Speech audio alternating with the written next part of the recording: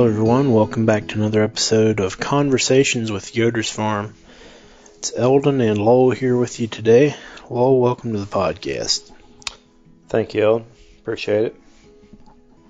Appreciate the warm welcome that you've given me. Well, good. I'm glad you're here. It's kind of a drippy day outside, a little chilly. What is it, March the 18th, 19th? 18th. Somewhere in there. Mm-hmm.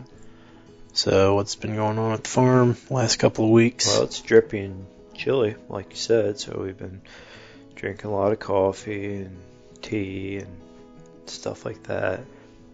Very good. You pulled some workovers the other night. We did. And yesterday was St. Patrick's Day. I thought we should mention that. Okay. Did you eat anything green? Probably.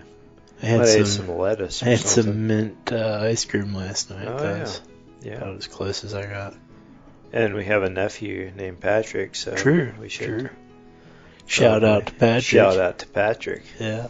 Who hopefully never... I mean, he's pretty young to be listening to podcasts at this age. Yeah, and his daddy would probably be horrified if he knew we were talking about his son. Probably. Does his dad ever listen to our podcast? I don't know. I should check with him. Our brother, I mean. Anyway, yeah, so it's, definitely springtime, or I guess officially on the calendar it isn't quite, but we're definitely in springtime mode. The maples are blooming, budding. The strawberries are waking up, the grass is greening up, and it's sort of go time, I guess. Man, even though we're still making preparations for on into the summer and so forth. But yeah, the last couple weeks has started to feel the spring rush, I guess. Yeah, it's coming whether we're ready for it or not. And by it, we're talking about strawberry season, I guess, in particular, but the tomatoes continue to be a big part of what we're up to right now, too. Well, it's strawberry season. We open our farm more broadly to the public. Yeah. So there's a lot of things. There are a lot of things that go along with that, like the whole. It's just a whole another part of the farm and cleanup and getting everything ready there, ready for people and parking areas and so forth. So yeah, Besides trying to coax the strawberries along the last couple or number of weeks there. Yeah, so let's talk strawberries, I guess, since that's kind of front of mind. They've started growing, actively growing. They're, during the winter, we cover some of them and some of them not, but they kind of flatten down. They're, especially under the row covers, they're kind of, it's nothing harmful. That's just how they are. But then you start getting these warmer days and they start actively growing, pushing new leaves up. And the plant itself kind of, you see it bunching and raising up off the plastic is kind of a cool thing to observe. But as soon as they are growing, they're also pushing out buds and flowers and so forth. So you're starting to think about that because that's the basis of your whole season. Yeah. And I would say, so we have a few scattered flowers now. We're not really into blooming stage, but we're really, really close. Yeah. And there's a little bit of warmer weather next week. That'll probably kind of push us over the top. We do have the very earliest variety of the Sweet Charlies. They are actively blooming, so we are trying to save those blooms. Very good. To get them to turn into red berries. So then you can extrapolate out about, they say 30 days, but early season, the reality is it's generally a little bit cooler.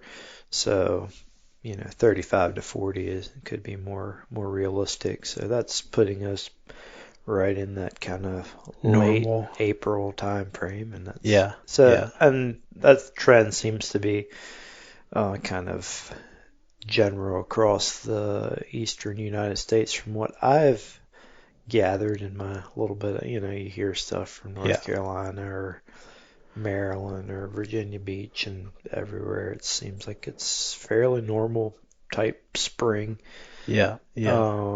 There seems to be quite a bit of optimism that we should have a fairly good season, a nice, relatively mild winter, and nothing really harsh to affect the plants. And and then often you'll find if you have a nice fall, warm fall, you're actually doing a lot of good for your following spring just by having that extended period of fall growth. And I don't know, it just seems like, particularly for the roots, I guess, and yeah, just the whole plant in general is just getting established, and you're making your spring crop in the fall, sort of. Which is why we always push so hard to try to get them in the ground on time. Yeah, or row cover and try to just enhance what you have. Because of those factors, anything can happen. It's farming, but it looks to be a decent crop coming on. So like I said, most of our plants are just, you can find a bloom here or there. We were on with the covers 2 weeks ago. Basically 2 weeks ago.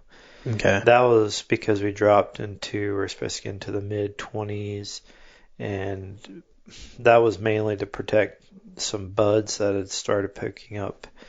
Tight buds are probably good down into the lowish 20s, but when you're dealing with kind of marginal conditions, sometimes it's better just to play it safe. So we ended up covering most everything, leaving it covered for several days, and that protected the buds, but it also probably helped kind of push things along. You can keep those nighttime temperatures a little bit warmer.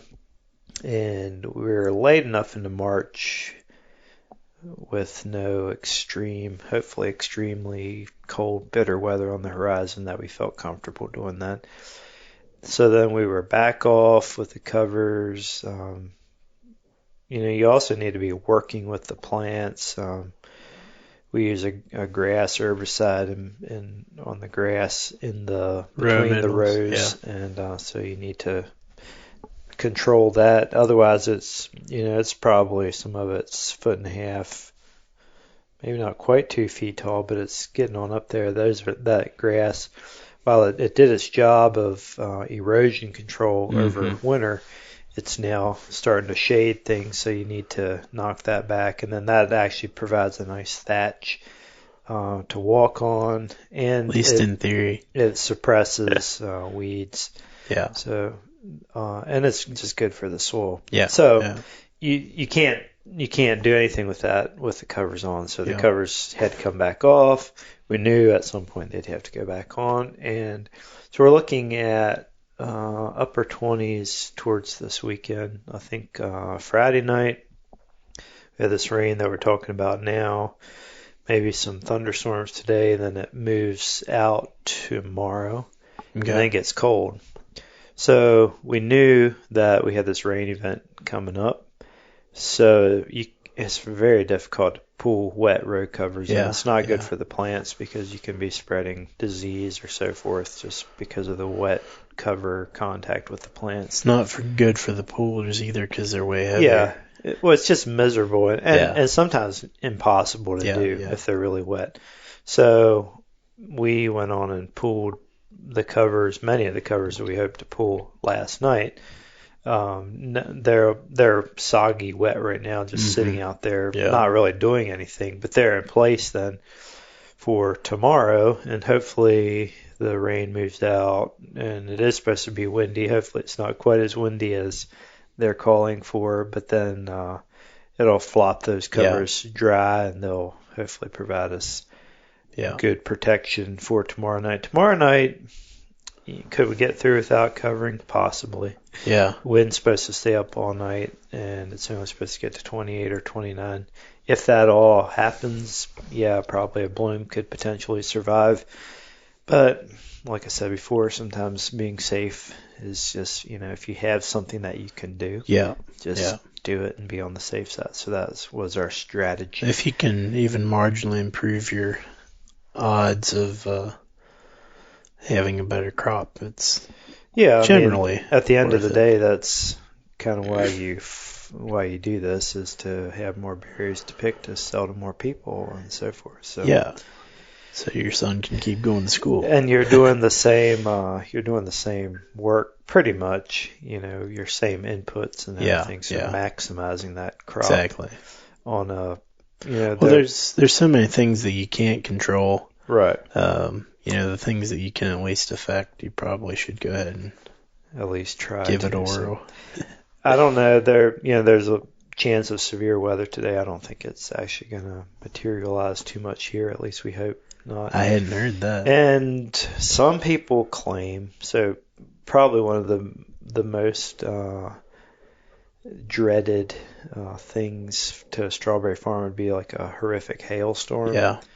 There is some thought that possibly row covers could help with that. Okay. So I thought, well, we know it's probably better to get them on anyway. So now they're on, and obviously we hope we don't have a hailstorm today. Yeah. Yeah. I guess there would be some slight possibility that if we did, that could provide some benefit. I don't know how much. Seems like it might tear your things up. Covers too. up. Yeah. But maybe not. I don't know.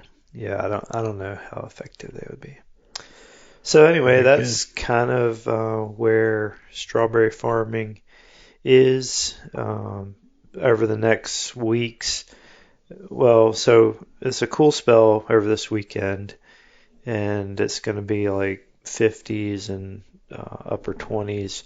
Having these covers on will keep pushing them along a little bit too, which isn't all bad. Yeah. And then we'll be getting the covers off probably Monday, Tuesday time frame. Looks like it's going to warm up into the 70s. And That sounds like good strawberry growing weather. Yeah, it is. Maybe a little bit more rain coming in, which I'd be fine with dry weather, which we've had basically 2+ weeks of pretty dry weather. So that's been helpful. Fungicides, this is all the research shows that during the bloom period is when you protect your strawberry blossoms from botrytis gray mold. So this is over the next weeks is when we'll be working with that. And it's quite a scientific thing. You rotate through different fungicides. There's a lot of talk about resistance to certain fungicides, and won't bore you with the details. But anyway, I listen to meetings and so forth, and that's what they're talking about. So we're rotating through different fungicides, trying to be fairly specific about what we're doing, and being just smart about it, I guess. Yeah. So if you can protect those berries while they're yet blooms and during the bloom phase, it helps you out down the road when you're picking. So that'll happen over the next weeks. A little bit of spring cleanup to do on the plants, just maybe taking off some dead leaves. It's healthy for the plant. A little bit of weeding. Overall, though, not a lot of spring cleanup, which is nice. It's different than some years. Yeah. And weeds, not too bad from what I'm seeing so far. Cross your fingers, knock on wood. Yeah, we've had some really horrible problems with weeds over the years, so it's good to hear that they're looking a little cleaner so far this spring, I guess. All right, well, that's probably that kind of wraps up strawberries. Do we want to kind of go through the normal things to talk about? Yes, greenhouses we're at a low ebb right now in tomato production. That's just because of the gloomy weather back in February.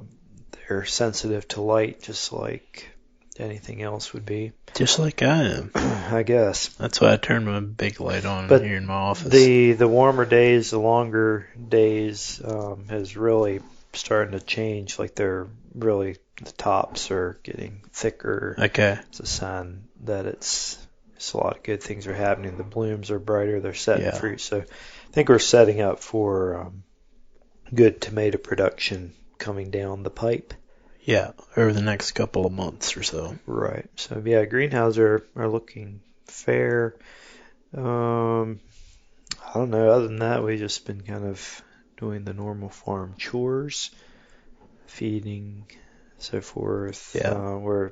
But I was thinking about pumpkins. I think we talked about this a little last time. I got a big pumpkin order in. There seems to be seed shortages. Huh.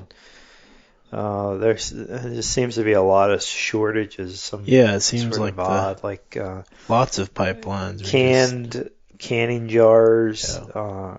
I can't get work boots. I've had work boots on order for 5+ weeks. Huh. The picking containers that we use for strawberries, buskets, are in short supply and way out in orders. Wow. So just a lot of kind of weird random Yeah. things. So Hopefully within a year or so we'll get this pandemic behind us and the supply chains will get kind of caught up. And yeah, I don't know, it's one more thing to stress about when you have to worry about whether you can get baskets to sell to your customers to pick your berries. but we've become so accustomed to, like, when I need something, order it, and I think it's really healthy to just think about and plan ahead. Okay, what will we need? Yeah. Not to hoard or whatever, but just plan ahead, and probably some of that isn't all bad either. Yeah. Because anything can happen. I mean, look at the weird stuff down in Texas and out in the Midwest, the bitter cold, just thinking through things a little bit is probably good for people in general. And hopefully the shortage of canning jars means that people are, well, I think it probably does mean some supply issues, but Yeah. people are thinking more about food. True. Maybe laying in some supplies of food and so forth, which isn't all bad for your local farmer either. Very true. Buy food from him. Yep. Very good. Well, anything else we should talk about? Just keep this one short and sweet.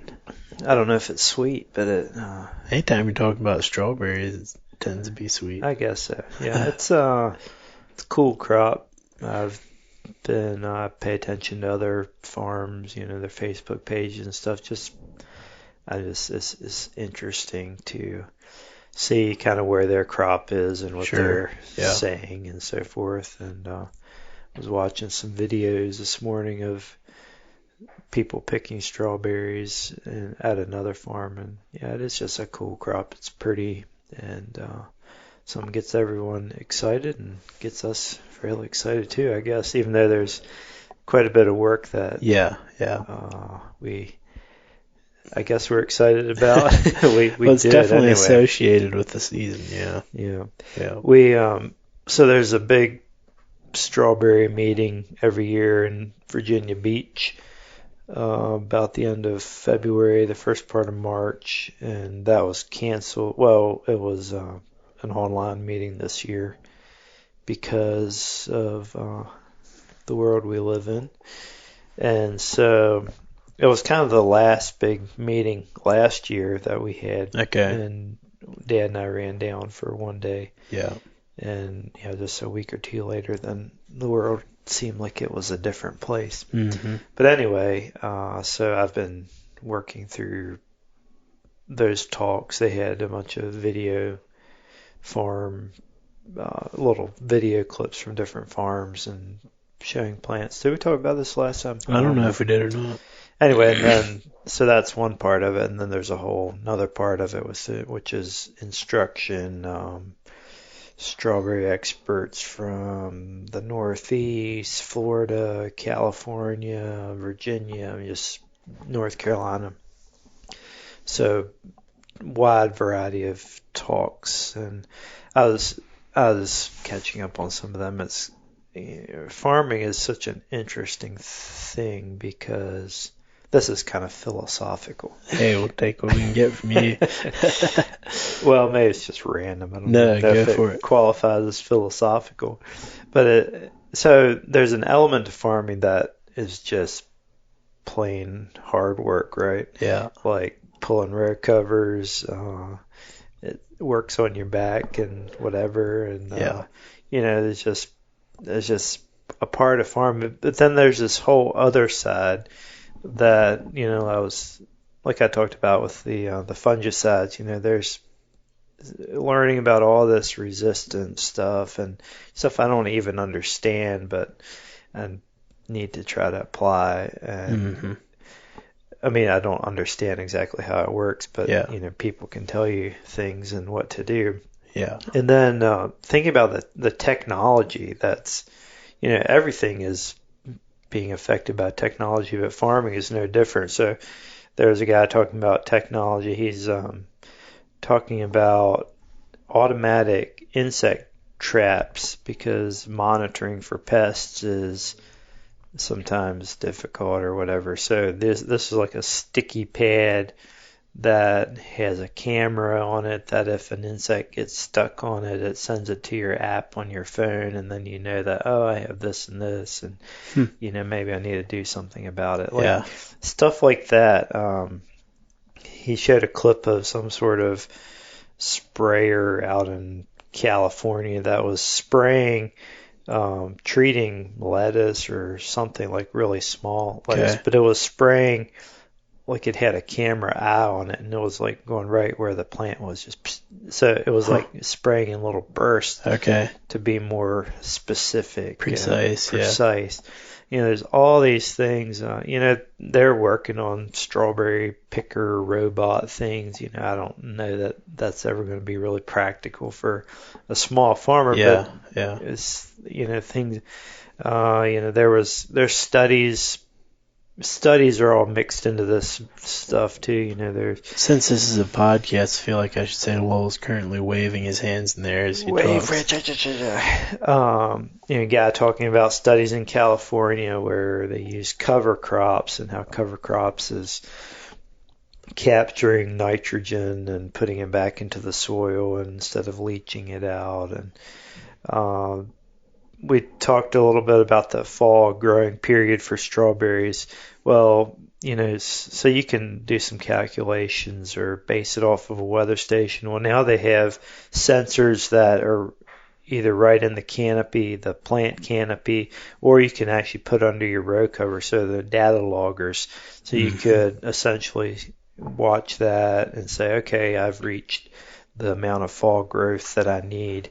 I can pull my covers off now. That's real time. I mean, people are doing that, and it's something that I would like to do. Maybe I think they're pretty expensive, but it could be a valuable tool. Yeah. Or the predictive sensors about when to spray. That's based off of leaf wetness and the duration of leaf wetness. So they've been working on this in Florida for a long time.